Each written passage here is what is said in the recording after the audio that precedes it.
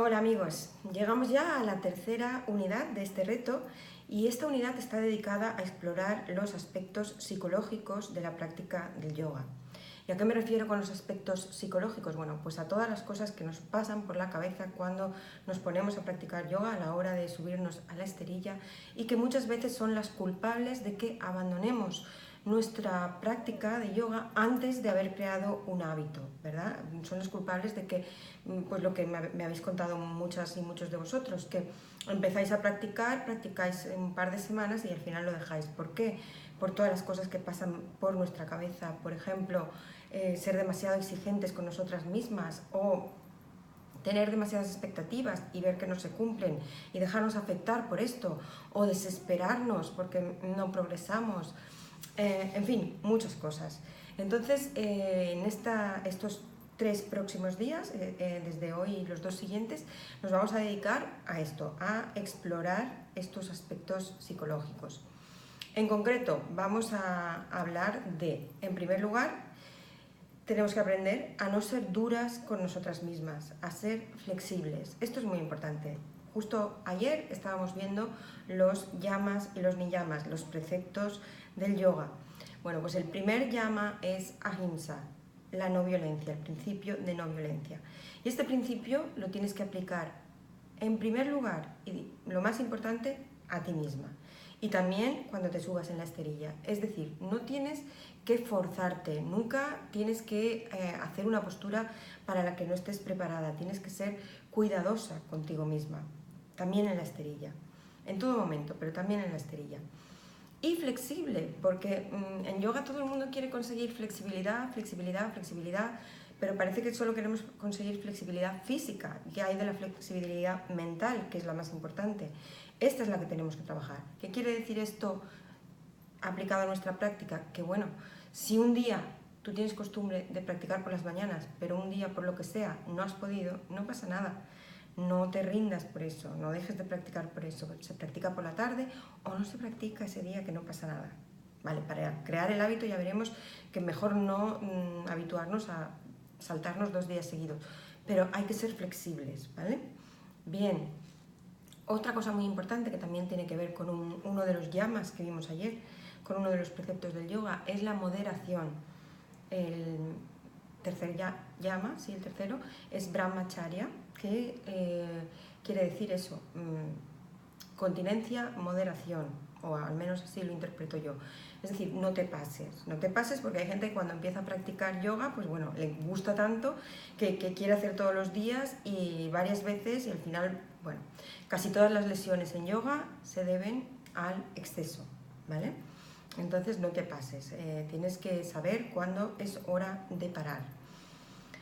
En tercer lugar, abandona tus expectativas, suelta, deja ir. ¿Qué quiere decir esto? Las expectativas son, diría yo, la raíz de nuestra infelicidad. Porque siempre, si ponemos muchas expectativas, o viceversa también, ponemos muchas expectativas en algo, luego no lo conseguimos y somos desgraciados. Sin embargo, al revés, si no tenemos demasiadas expectativas, lo que llegue nos va a hacer felices, ¿verdad? Entonces ahí está la clave, también en yoga. No tienes que aferrarte a un objetivo concreto, decir, bueno, es que en un mes quiero ponerme sobre la cabeza y luego no lo consigues, te frustras, lo dejas. No, es absurdo, no pasa nada. Aunque dentro de un mes no te hayas puesto sobre la cabeza, todo lo que habrás aprendido en ese mes intentando ponerte sobre la cabeza vale mucho más que el hecho de ponerte sobre la cabeza, ¿vale? Bien, ¿qué más? No te resistas. En yoga te vas a encontrar cuando empieces a practicar con muchos tipos de resistencia. Con la resistencia física, muscular, muchas veces la falta de flexibilidad, pero también con resistencias mentales, como decíamos antes, falta de flexibilidad mental. Y cuando descubras, explores a qué te resistes, vas a aprender mucho sobre ti misma. En este sentido es también muy importante preguntarnos por qué hacemos yoga, por qué haces yoga. Cuando sepas por qué lo haces, va a ser más fácil, por un lado, vas a estar más motivada a hacerlo. Pero por otro lado tienes que tener cuidado y no dejar que estas emociones, que el deseo de conseguir algo, domine tu práctica de yoga. Porque, por ejemplo, si te preguntas, ¿por qué hago yoga? A lo mejor lo haces, a lo mejor la respuesta es, pues, por miedo a la enfermedad, por miedo a envejecer, por mantener un aspecto joven. No lo sé, pregúntatelo, pero no dejes que la respuesta condicione completamente tu práctica, porque si luego no lo consigues estamos en lo mismo, expectativas que no se cumplen y que te van a hacer abandonar tu hábito.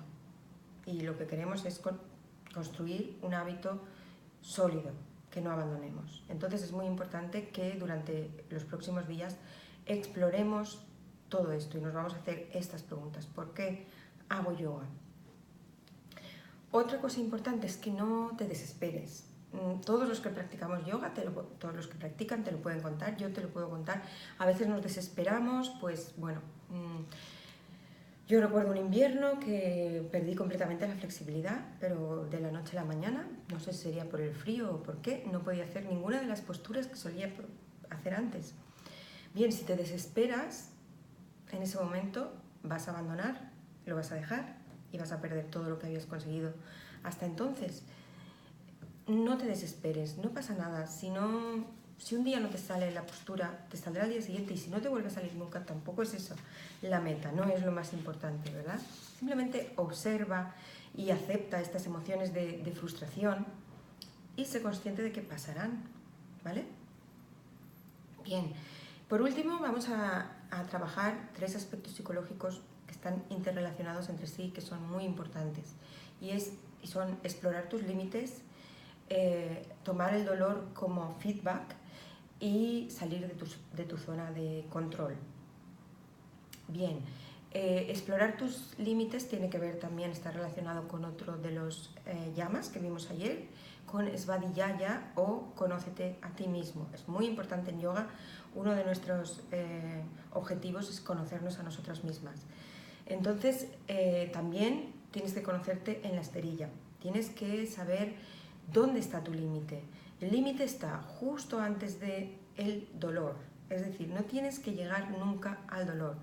Pero lo difícil de conocer tu límite es que los límites se mueven, no son los mismos un día que al día siguiente, o ni siquiera por la mañana o por la tarde, o de respiración en respiración.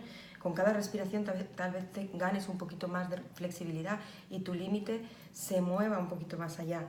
Entonces tienes que saber reconocer, que estar muy, muy, muy pendiente, muy atenta, darte cuenta en todo momento de tu cuerpo, de qué está pasando en tu cuerpo, saber reconocer cuál es el límite y mantenerte alrededor de este límite, no traspasarlo nunca, pero tampoco quedarte en tu límite mínimo, en tu zona de confort, porque como se suele decir, la zona de confort es ese hermoso lugar donde nada crece.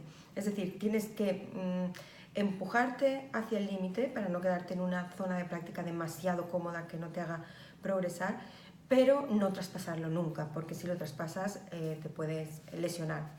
Y aquí es muy importante utilizar el dolor como feedback. El dolor no es bueno, nunca. O sea, cuando sientas dolor, en ese momento, un segundo antes tenías que haber parado. Entonces es importante. El dolor tienes que aprender a diferenciarlo de la intensidad. La intensidad es buena, pero el dolor es malo. Entonces, sé que esto no es fácil, va a ser difícil, pero poco a poco, cuanta más práctica tengas, más aprenderás a distinguir estos dos aspectos. Tienes que empujarte hasta sentir la intensidad de tu práctica, pero nunca traspasar el dolor, ¿vale? Muy bien. Cuidado en este sentido con el miedo y la ambición, porque son 2 emociones que nos pueden llevar a confundir el dolor con la intensidad y a traspasar nuestros límites. El miedo, tener miedo siempre de lesionarnos, nos puede hacer quedarnos en nuestro límite mínimo, en nuestra zona de confort y no progresar. La ambición, sin embargo, nos puede llevar, o el ego incluso, nos puede llevar a excedernos y lesionarnos. Por lo tanto, mucho cuidado con estas 2 emociones, tanto con el miedo como con la ambición. Manténlas bajo control. Y acabo ya con algo muy importante, con un aspecto psicológico muy importante que, al menos para mí, bueno, descubrirlo supuso un antes y un después en mi práctica de yoga, y es lo que he resumido en mi guía como menos no siempre es más, pero es mejor que nada. Y me explico. Bien, no quiero decirte que siempre hagas una práctica muy corta, pero si un día no puedes hacer otra cosa, vale más una práctica muy corta, 2 asanas, unas respiraciones, un poquito de meditación, que nada. ¿Y por qué te digo que en mi caso ha supuesto un antes y un después? Pues porque yo siempre he sido bastante o todo o nada. Y si no tenía tiempo de hacer una práctica muy exhaustiva, muy bien organizada, de por lo menos 1 hora, hora y media, pues decía, uy, pues no puedo, no lo hago. Y entonces me pasaba muchos días que no hacía nada. Y ese es el craso error, porque eso es lo que te hace no consolidar el hábito.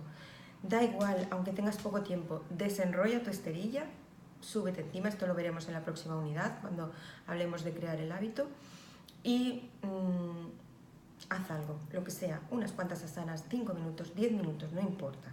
Luego, ya como hemos visto, hay que dedicar algunos días a hacer una práctica más extensa, pero todos los días algo es siempre mejor que nada, ¿vale?